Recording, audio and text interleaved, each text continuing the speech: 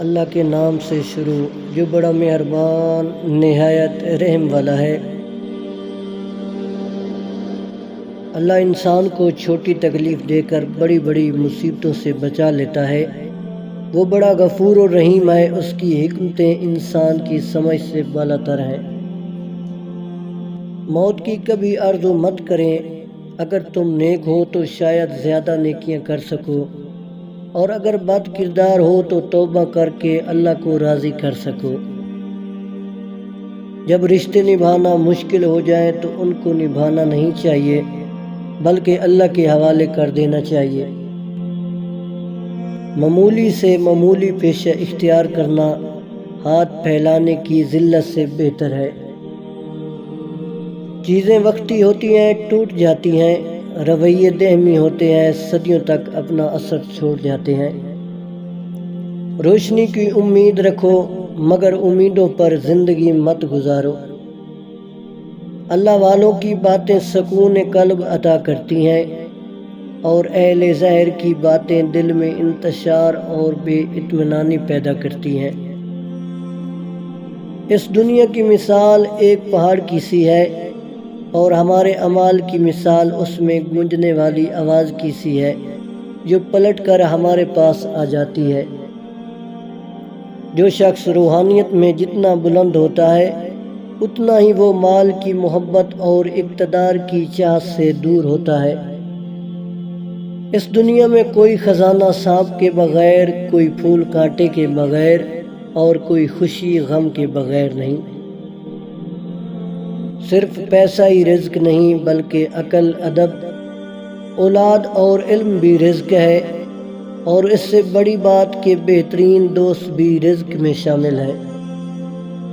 دانائی کا تعلق بالوں کی سفیدی سے نہیں، عقل اور تجربے سے ہے۔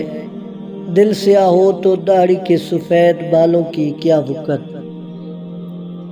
سچائی کے بے شمار راستے ہیں، مگر جو راستہ میں نے چنا وہ محبت ہے۔ ہر انسان اپنی زبان کے پیچھے چھپا ہوتا ہے، اگر اسے سمجھنا ہے تو اسے بولنے دو۔ جو اپنی گھرد کے لیے تم سے دوستی رکھے، اس کی دوستی سے ہٹ جاؤ۔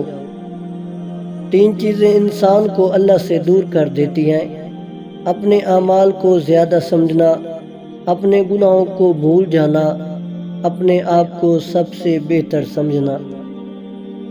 جب اللہ کا کرم ہو جاتا ہے تو وسیلے بھی بن جاتے ہیں، اور مانگنے کا طریقہ بھی آ جاتا ہے۔ کامیاب لوگ اپنے ہونٹوں پر ہمیشہ 2 چیزیں رکھتے ہیں: خاموشی اور مسکراہٹ۔ خاموشی مسائل سے دور رہنے کے لیے، اور مسکراہٹ مسائل کے حل کے لیے۔ اگر تم خدا سے رابطہ بحال کرنا چاہتے ہو تو پھر اس کے بندوں سے تعلقات اچھے رکھو۔ انسان کے 3 حصے ہیں، ان میں سے ایک اللہ کا، دوسرا اپنا، تیسرا کیڑوں کا۔